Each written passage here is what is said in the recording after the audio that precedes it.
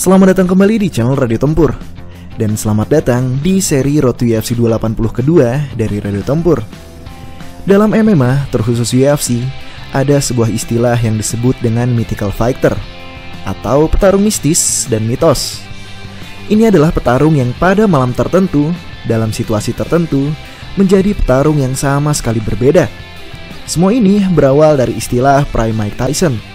Kemudian fans MMA mengembangkan sendiri julukan fighter-fighter mistis ini, seperti contohnya TRT Vitor Belfort, yaitu versi Vitor Belfort yang masih menggunakan steroid testosterone replacement therapy.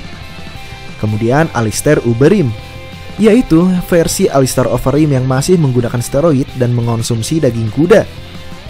Lalu ada lagi Pride era Fedor Emelianenko, yaitu Fedor Emelianenko versi saat dia masih berada di winning streak gila dalam promotor Pride FC.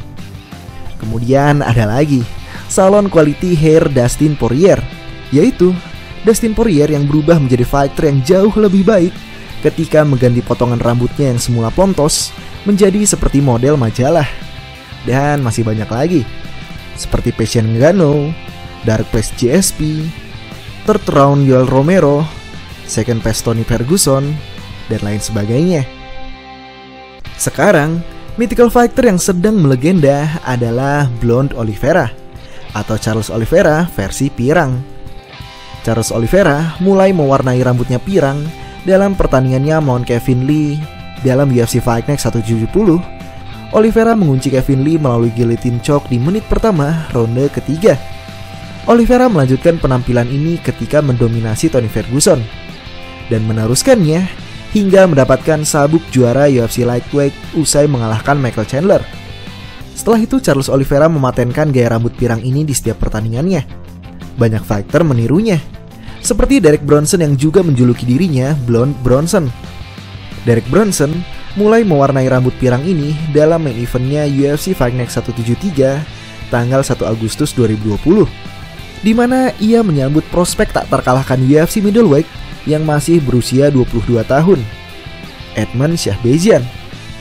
Derek Bronson yang saat itu berusia 36 tahun dan dipandang hanya penjaga gerbang, membuatnya berada di posisi underdog jauh di angka plus 300, sedangkan Shahbazyan di angka minus 400. Namun ternyata, mode Super Saiyan ini mampu membuatnya menghabisi prospek undefeated tersebut melalui TKO brutal di ronde ketiga. Akhirnya Derek Bronson pun menemukan kepercayaan diri dalam sosok mythical fighter-nya ini. Model pirang ini terus membawa kemenangannya berlanjut mulai atas Kevin Holland hingga menodai kampanye comeback Darren Till. Namun sosok mythical fighter Blonde Bronson yang tak terkalahkan itu akhirnya hancur di tangan Jared Cannonier melalui sikut-sikutannya yang brutal dan menghantarkan Jared Cannonier ke perebutan sabuk kejuaraan. Tapi mythical fighter Blonde Oliveira masih undefeated. Melalui Instagramnya, Charles Oliveira mengumumkan bahwa sosok fighter mistis tersebut akan kembali di Abu Dhabi. Katanya, "Hei kawan, saatnya untuk memutihkan rambut. Siapa yang ikut denganku?" Charles Oliveira pun bisa dibilang sebagai juara atau mantan juara UFC Lightweight teraktif saat ini. Dibandingkan juara sebelumnya, Conor McGregor dan Khabib Nurmagomedov. Conor McGregor bisa dibilang yang paling keterlaluan.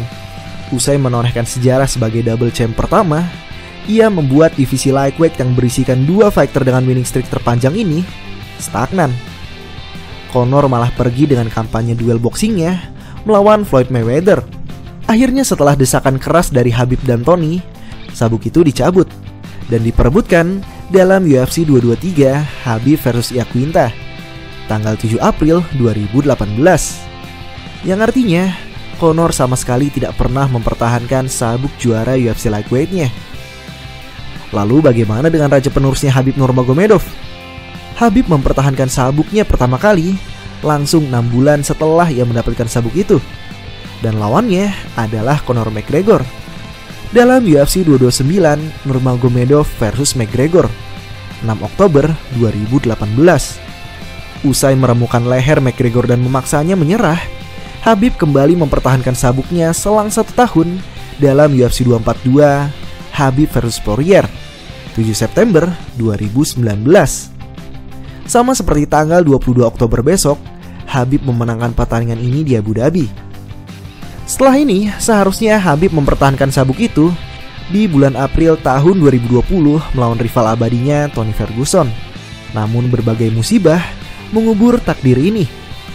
Akhirnya Khabib baru bisa mempertahankan gelarnya 1 tahun kemudian dalam UFC 254 Nurmagomedov versus Gaethje 24 Oktober 2020.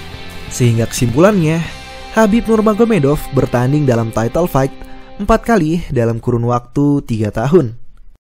Tapi raja baru kita, atau mantan raja baru kita, Charles Oliveira, hanya dalam waktu kurang dari 1,5 tahun, ia sudah akan bertanding dalam perebutan sabuk juara 4 kali. Mulai dari UFC 262, di mana ia pertama kali mendapatkan sabuk juara tersebut dari Michael Chandler. Kemudian UFC 269, di mana ia mempertahankan sabuknya dari orang yang dianggap raja tanpa mahkota. Dan UFC 274, di mana ia harus membantai lightweight terbrutal sepanjang masa di kampung halamannya sendiri dengan kondisi sabuk yang sudah dilucuti. Kemudian besok, UFC 280, 22 Oktober 2020. Itulah mengapa banyak yang menyukai era Oliveira ini. Selain gaya bertandingnya yang berani ambil resiko, dalam matchup pun Oliveira sangat berani ambil resiko. Entah Oliveiranya yang lagi butuh duit, entah UFC-nya yang risih melihat sabuk juara UFC lightweight terbalut di pinggangnya dan ingin merampas sabuk itu darinya, atau memang divisinya yang terlampau kompetitif, memaksa rajanya untuk terus berduel melawan penantang yang terus bermunculan. Dan itu jugalah yang ditakutkan oleh para fans dari kerajaan Islam kelak jika ia berhasil mengambil sabuk juara ini. Jangan sampai ia tidak aktif atau malah lari-larian mengingat track record karirnya yang dipenuhi dengan pull out atau menarik diri. Atau malah lebih parah lagi, pensiun dini seperti Khabib.